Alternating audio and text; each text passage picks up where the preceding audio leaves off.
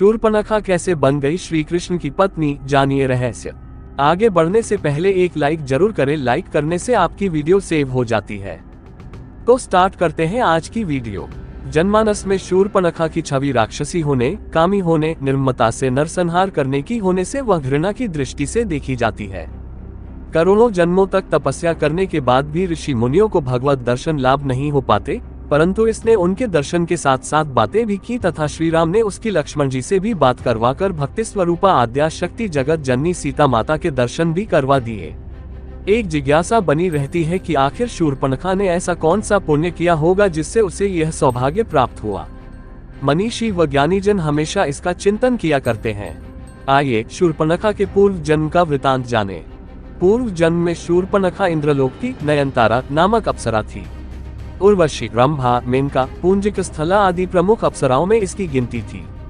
एक बार इंद्र के दरबार में अप्सराओं का नृत्य चल रहा था। उस समय यह नयनतारा नृत्य करते समय भ्रू संचालन अर्थात आंखों से इशारा भी कर रही थी। इसे देख इंद्र विचलित हो गए और उसके ऊपर प्रसन्न हो गए। तब से नयनतारा इंद्र की प्रेयसी बन गई। तत्कालीन समय में पृथ्वी पर एक वज्रा नामक एक ऋषि घोर तपस्या कर रहे थे। तब नयनतारा पर प्रसन्न होने के कारण ऋषि की तपस्या भंग करने हेतु इंद्र ने इसे ही पृथ्वी पर भेजा, परंतु वज्रा ऋषि की तपस्या भंग होने पर उन्होंने इसे राक्षसी होने का श्राप दे दिया।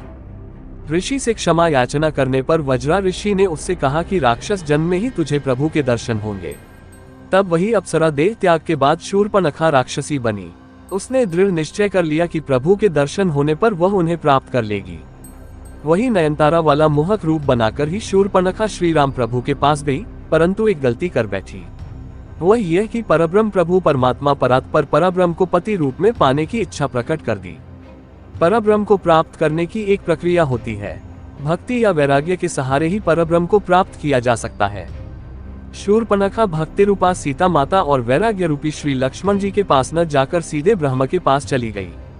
यह उसकी सबसे बड़ी गलती है। वह तो डायरेक्ट श्री राम की पत्नी बनकर भक्ति को ही अलग कर देना चाहती थी।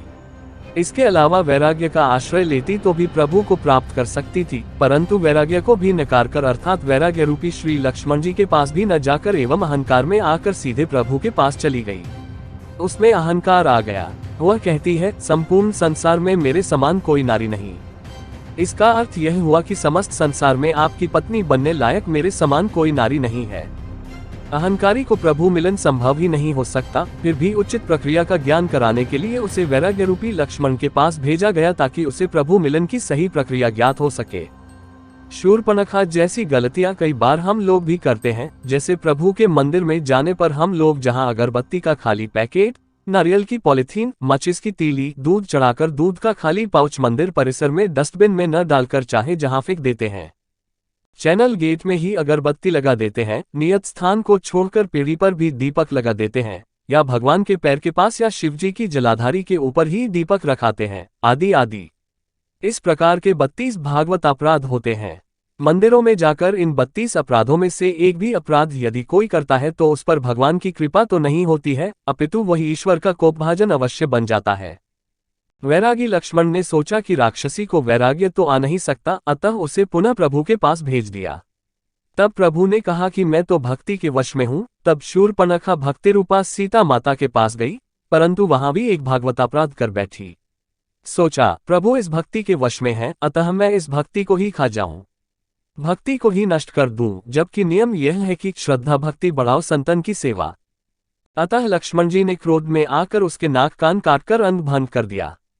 तब शूर्पणखा के ज्ञान चक्षु खुल गए और प्रभु के कार्य को पूरा कराने, विनाशाय च दुष्कृतम के लिए उनकी सहायिका बनकर प्रभु के हाथ से खरवत दूषण, रावण, कुंभकर्ण, मेघनाद आदि निशाचरों को मरवा दिया और प्रभु प्राप्ति की उचित प्रक्रिया अपनाने के लिए पुष्कर जी में चली गई और जल में खड़ी होकर भगवान शिव का ध्यान करने लगी। आइए हम भी भगवान रुद्रेश्वर को प्रणाम करें। श्री कृष्ण की पत्नी 10,000 वर्ष बाद भगवान शिव ने शूर्पणखा को दर्शन दिए और वर प्रदान किया कि 28वें द्वापर युग में जब श्री राम कृष्ण अवतार लेंगे तब कुब्जा के रूप में तुम्हें कृष्ण से पति सुख की प्राप्ति होगी। तब श्री कृष्ण तुम्हारी कुबड़ ठीक करके वही नयनतारा अप्सरा का मनमोहक रूप प्रदान करेंगे। आज की वीडियो आपको अच्छी लगी तो एक लाइक करना, शेयर करना और सब्सक्राइब करना अपने चैनल को। आज से रोजाना वीडियो आएगी, तब तक के लिए बाय बाय।